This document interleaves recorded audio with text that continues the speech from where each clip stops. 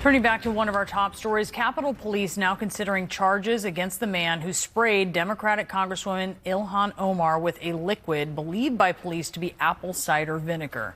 This is the moment. Nome must resign or face impeachment.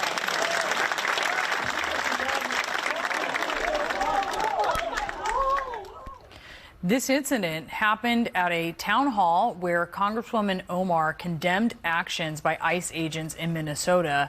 She was unharmed, but here's what she told CNN after finishing the event. I've survived war, and I'm definitely going to survive intimidation and whatever these people think they can throw at me. The Council on American Islamic Relations, the largest Muslim advocacy group in the U.S., has condemned the attack, calling for increased security for Congresswoman Omar, her family, and the community. We're joined now by Jailani Hussein. He is the executive director of CAIR in Minnesota.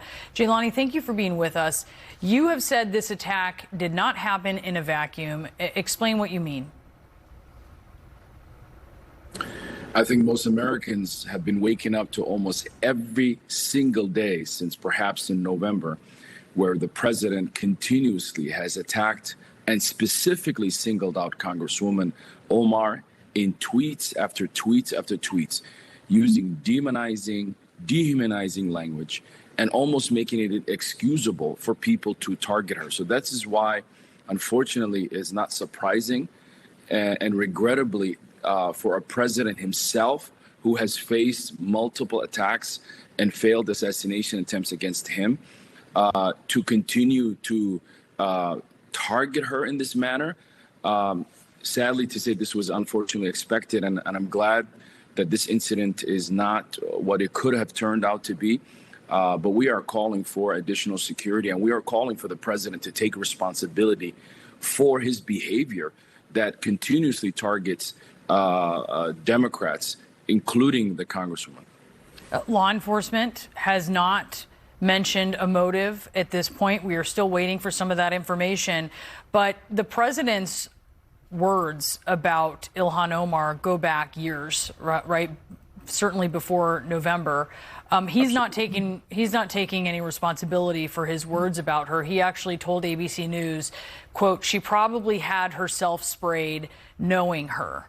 And I hear you saying you want him to take some responsibility for his words, but how do you wish the president would see his role in this environment where a politician has been targeted, a politician that he has repeatedly targeted rhetorically, including with lies that she married her brother and professed love for al-Qaeda, and also with vitriol. He's called her garbage. He said that she should be sent back to Somalia. How do you want him to see his role in this environment? Well, he needs to understand that he himself went through a failed assassination. And I think I don't know if he forgot about that, but during that and after that, he talked about the consequences of political violence. In Minnesota ourselves, in our state, we lost the speaker, Mr. Hortman, and her husband, and we're still dealing with the aftermath of that.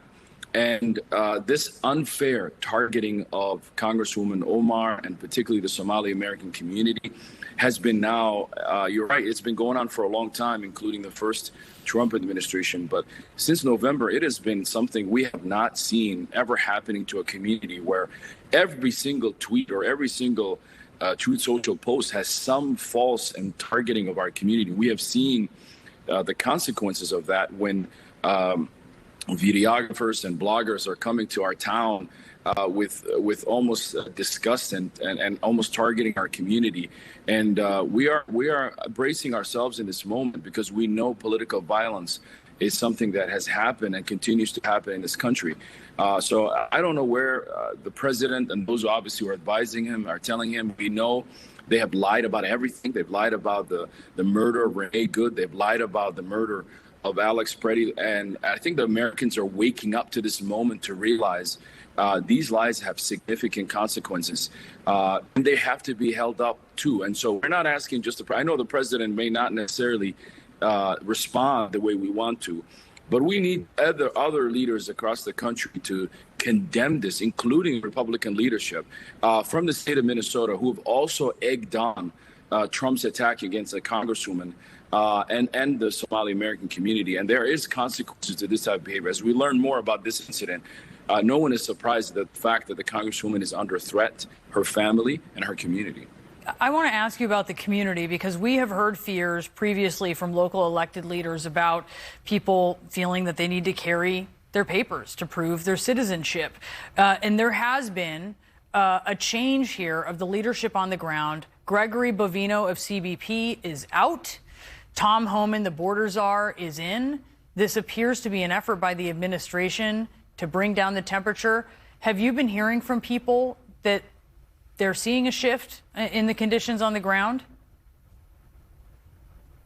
Well, I think for Minnesotans and particularly the Somali American community, you know, we are more resolved every single day. I am so encouraged and honored to be a Minnesotan and love this state and the people here. We have bonded in this moment in ways that we never thought would be possible. We have come a lot closer than ever before. You know, I've been encountering random people in the streets, and we're giving each other hugs, and we believe that we are right now standing up for all Americans in this moment. And so what we're seeing is the beginning of the end of for ICE. I think Minnesota is the state that's going to stop it. We have the playbook of how to stand up, and it's as simple as a whistle and a phone and a warm heart on the cold street. That is what we are showing the American people. But here's to your earlier point, the fact that they targeted and came to Minnesota to target the Somali American community was in itself the biggest lie, because Somali Americans at 98% are you know, U.S. citizens or green card holders. So the fact that they came for that community, we knew was a false. And in fact, the numbers that they have shown, that the people that picked up are in the teens, and they're even having a hard time. And now they're targeting lawful refugees who came here through long vetted process. I think the demotion and the de-icing, as we call it here in Minnesota, of Bovino is a tremendous victory. And the rest of the country should know that this is not a change at the guard. This is the end of these ICE operations for the rest of the country. We don't want, as Minnesotans, we don't want ICE to leave here and go to any other community. And that is why, as you see the rest of the country continuing to stand up and wake up, there's a national shutdown on Friday that is happening. So people are organizing, people are waking up. And, you know, they took two incredible people from us, Renee Good and Alex Parade. Every single day we learn about how incredible these two people were and how the lies of the federal government are waking up to really face a great hypocrisy to MAGA supporters and others who have lied about ICE, but they can no longer lie about that. And I'm hearing from folks who've supported Trump and others who are unable to stand with these lies anymore. And I think the country is moving in the right direction because the people are organizing. And I think that is a testament of the Minnesota strong that you're seeing coming out of Minnesota at this moment. Jailani Hussein, thank you so much for being with us. Boris?